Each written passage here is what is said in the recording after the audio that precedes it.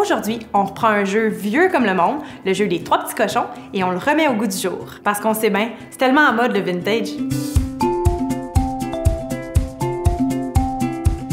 On peut utiliser la prochaine activité avec n'importe quelle matière, comme par exemple apprendre des événements historiques, identifier des parties de la plante ou même nommer les planètes du système solaire. Première étape, on choisit la matière qu'on souhaite travailler et on prépare environ 7 questions. Par exemple, en quelle année Christophe Colomb a-t-il découvert l'Amérique? On inscrit les réponses aux 7 questions formulées sur des cartons de couleur.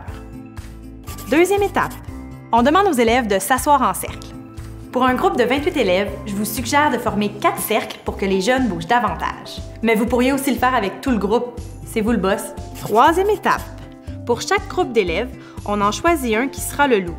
Celui-ci se place debout au centre du cercle formé par les autres élèves, nos petits cochons, qui, eux, doivent être assis. On place les cartons réponses dans le dos des élèves. Ils ne doivent pas voir les réponses, alors on leur demande de fermer les yeux. Quatrième étape. On pose une première question.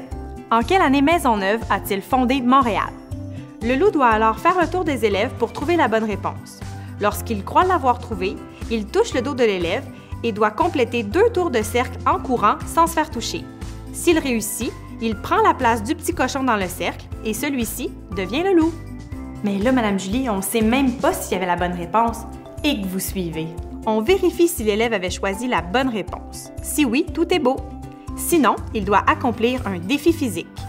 Mais si le loup se fait toucher, il doit compléter un défi physique supplémentaire, soit des fentes ou des sauts sur place. Même si l'élève n'avait pas la bonne réponse, je vous conseille de changer de loup à chaque tour. Ça fera bouger un plus grand nombre d'élèves. Et n'oubliez pas de bouger les cartons de temps en temps. Maintenant, vous êtes prêts à jouer?